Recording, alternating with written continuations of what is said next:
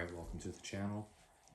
As you know, I don't really talk a whole lot in my videos, but I noticed that there's not really a whole lot of content around like spotting like a fake Beyblade on YouTube, so I figured I would go ahead and make a quick video, kind of go over the many ways you kind of spot one, as well as telling the difference between a original Takara Tomy Beyblade and a Hasbro remake Beyblade. So first thing is first we're going to go through kind of telling the difference between real and fake.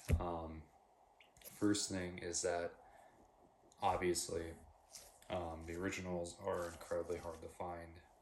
So if you find them at all, that's pretty impressive. The only ones that I can really find are on eBay, and they're in really terrible shape. Just to put it bluntly, they're worn. This one's in decent condition. This fireplace here. Even after polishing it, though, you can tell the ring is still dark, or the wheel is still dark after polishing that. Another thing is that the stickers are going to be pretty worn off, obviously. With fake ones, the fake ones like actually come with their own stickers, and if you see them like completely without any wear or anything on the stickers, it's probably a bit fake. So there's a lot of listings on like eBay where they're like in a it's like Japanese like box.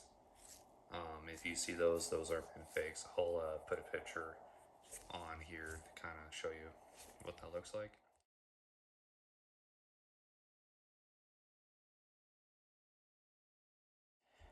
But you wouldn't know this unless you held this in your hand. So I've owned mid fakes before, so I know kind of like what to look for. The first thing is that when you get them, their wheel is like any metal is like really grimy. It's like, and it feels like there's something on there. And now, the thing to be careful of when you're buying like any mid fakes online is that like they could have lead. There's been some people who have tested these to see if they have lead, and you know they've shown to not have any, but there's a possibility still that they could have lead, so you can be careful of that. With the originals as well as the Hasbros, like these feel smooth,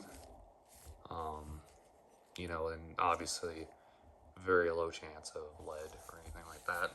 Another thing is the overall quality of the item. So with the originals, they were able to QC those quite a bit.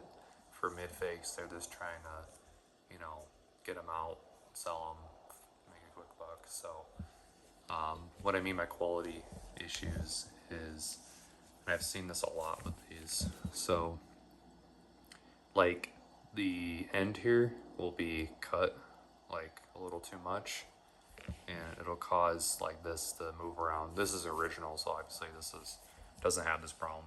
Used to have quite a few mid fakes that had this issue where this just wouldn't sit right on there, and it would fall off, or it just would be loose, obviously. So like quality control on that. The other thing is the way the base bolt sits into the spin track. Like sometimes the spin track will be slanted one way or the other, so that'd be another quality issue that I would see quite a bit on mid fakes. But if you're still unsure if you have a fake one or a real one, this is the surefire way of telling. So you're gonna go ahead and just take the face bolt out. So you're gonna go ahead and get the face bolt, and I don't know if you're gonna be able to see that. So in that opening, just below here, actually this would be easier. So in here, there are some letters and probably a number. This is upside down. I actually didn't know about this for a long time. It's actually pretty cool. There's a code in there essentially that says LL3.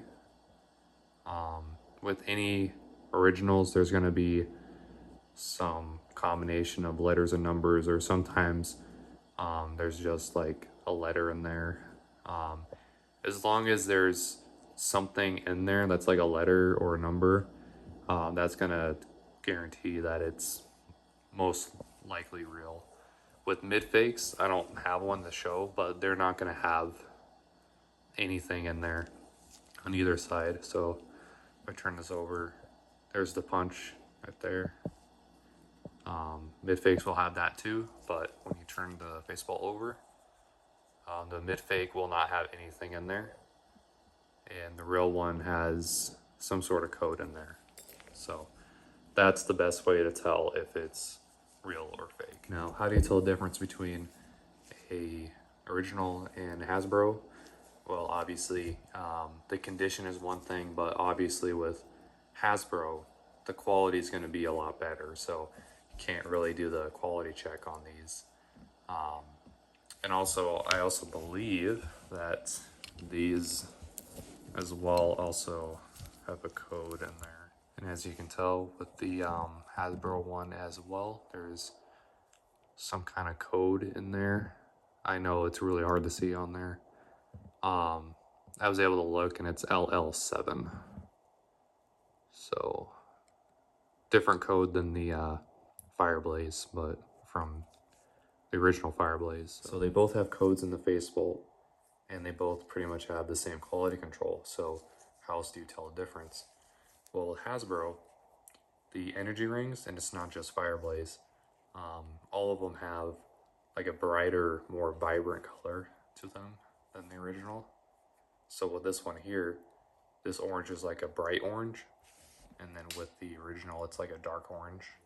The last thing here is that for some reason, Hasbro didn't bother making their own stickers for the Beyblades that they were reprinting or remaking.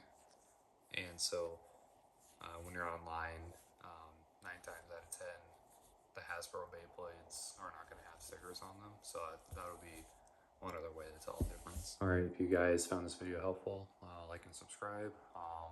If you guys want to purchase any of the restorations that I do, I post those on eBay at Joe Collects 23. And yeah.